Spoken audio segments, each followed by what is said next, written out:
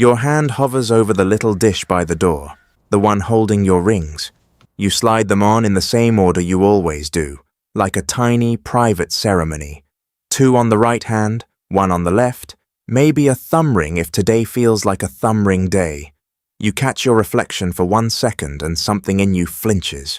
Your fingers look bare. Not undressed, just unfinished, like you left the house without brushing your hair. A quiet voice starts up. I look naked, not undressed, just incomplete, like I forgot to put my face on. So you go back. You always go back. Here's the strange part. Nobody has ever once stared at your bare hand and judged it. No stranger has stopped you on the street to comment on your naked fingers. So why does leaving without them feel less like forgetting an accessory and more like walking outside without pants?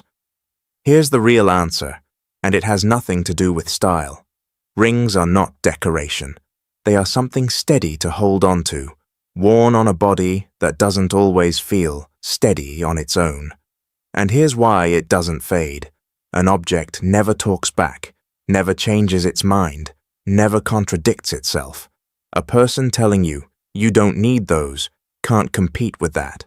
Real quick before we start, if you enjoy content like this, go ahead and drop a like and subscribe. It takes 2 seconds, but it means a lot for the channel. Let's jump in. This usually starts somewhere quiet, somewhere ordinary, a childhood where very little actually belonged to you. Maybe you shared a room with a sibling, and even your side of it wasn't fully yours. Maybe most of what you wore came from someone else first. A cousin, a bigger sibling, a bag from a neighbor. The clothes were picked out by someone else. The bedtime was picked by someone else. Even the small stuff, what was for dinner, what show got watched, which chair you sat in, got decided somewhere over your head. None of that has to be dramatic to leave a mark. It doesn't take a big, painful story. It just takes years of small moments where the message was the same. You don't get to choose. Then, somewhere along the way, a ring shows up. Maybe it was a gift. Maybe it was bought with saved-up allowance. Maybe it was just found in a drawer. And here's the thing nobody expects. That ring was fully, completely yours. Nobody handed it down. Nobody picked it out for you. Nobody could take it back and give it to someone else first. For a kid who owned almost nothing outright, that tiny circle of metal became proof that something in this world was actually theirs to keep. And that feeling doesn't just disappear once you grow up and start buying your own stuff. Sometimes there's no whole childhood story behind it. Sometimes it's just one moment, small enough that you'd forget it if it hadn't landed so hard. Maybe someone once said, half joking, that you kind of blend into a room, that people forget you're there. It wasn't meant to be cruel.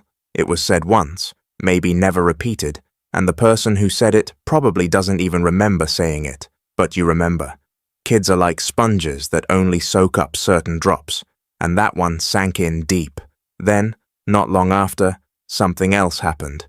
You wore a ring, maybe just a cheap one, and someone actually noticed. They pointed at your hand and said they liked it. For one clean second, you weren't invisible. You were seen, and it felt so good it startled you. Your brain, always looking for patterns, grabbed onto that moment like a lifeline. It didn't file it away as a nice compliment about jewelry. It filed it away as a solution. Wear rings, get noticed, stop wearing rings, go back to blending in. That's how a single, ordinary afternoon can quietly turn into a lifelong habit. Not because rings are magic, but because your mind found one small piece of proof that being seen was possible and decided to hold on to it with both hands. Literally. There's actually a real name for this. A psychiatrist named Donald Winnicott studied something called a transitional object, the teddy bear or blanket a small child carries everywhere, because it makes a scary, unpredictable world feel a little safer. Most people assume we outgrow that need once we grow up. We don't. We just trade the teddy bear for something that fits an adult hand, and for a lot of people, that something is a ring. It's not weird.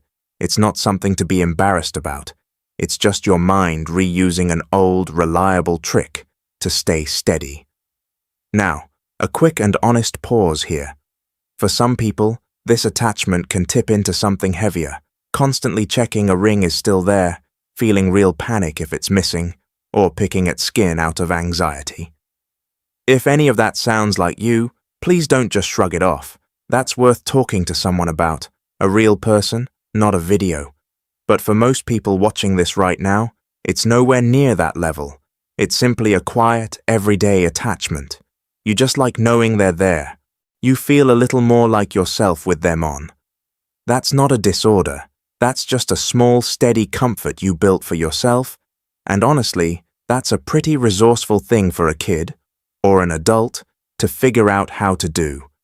So what does this actually look like today in your regular, everyday life? You know exactly what it looks like. It's spinning a ring around your finger without even noticing, right in the middle of a stressful meeting, like your hand needs something to do, so your mind can stay calm. It's forgetting one ring on a rushed morning and feeling strangely off all day, like a sentence missing its last word. It's having a genuinely bad week and buying yourself a new ring, not because you need it, but because it feels like giving yourself a small, steady hug. It's picking out your rings before a hard conversation, the same way someone else might pick out armor, choosing the ones that make you feel a little braver, a little more ready. And then there's the one ring, the one that never comes off, not for showers, not for workouts, not for sleep. The one tied to a memory you've never actually explained to anyone because nobody's ever thought to ask. Now bring a relationship into this, and things get more complicated. A partner, wanting to be sweet, gifts a ring, and instead of feeling simple and happy, it lands strangely. Maybe it doesn't feel like you, like wearing someone else's handwriting on your own hand. Or maybe the opposite happens. You lean on that ring hard, wearing it every single day to say the things you're too nervous to say out loud. Like, I'm serious about this, or please don't leave. The ring starts doing emotional work your words won't do, and here's the strange twist nobody expects. The better the relationship gets, the more this can quietly worry you. Because the rings on your hand were never just decoration, they were proof you built something steady all by yourself, with no one's help. So some small part of you starts wondering, if I let this relationship become my main source of steady, what happens to the version of me who learned to do that alone? It's not that you don't trust them, it's that trusting anything outside yourself still feels like a risk. Here's where it's worth drawing a clear line, because this gets confused with something it isn't. Real attention-seeking usually looks like a performance.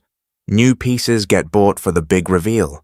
They get talked about constantly, shown off, upgraded the moment something more impressive comes along. Take away the audience, and the whole thing loses its shine fast, because the point was always the reaction. Now compare that to what actually happens here, in private, with nobody watching.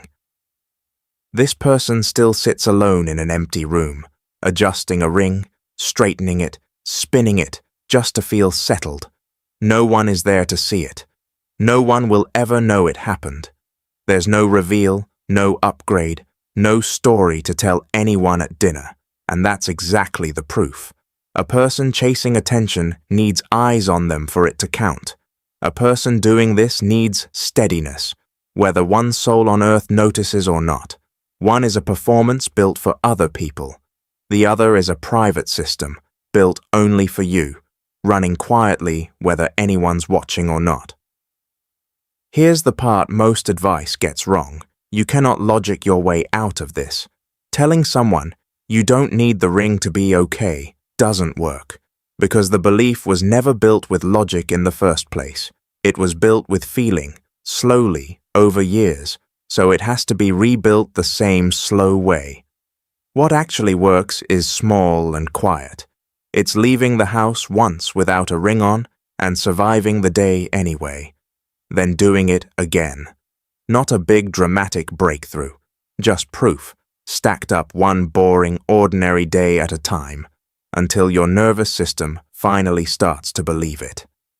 And underneath all of this, there's a small grief worth naming. It's sad that this steadiness had to be built alone, out of metal and habit, instead of coming from somewhere safer, earlier, from people who had the space to offer it first. That loss is real, and it's allowed to hurt a little, even while you're doing the work of healing it. So here's the truth. Wearing rings doesn't make you vain, and it doesn't make you high maintenance. It means you figured out how to carry your own reassurance when nobody else was carrying it for you. That's not weakness, that's skill. And if you want to build that same steadiness without needing an object to hold it, that's exactly what we cover next.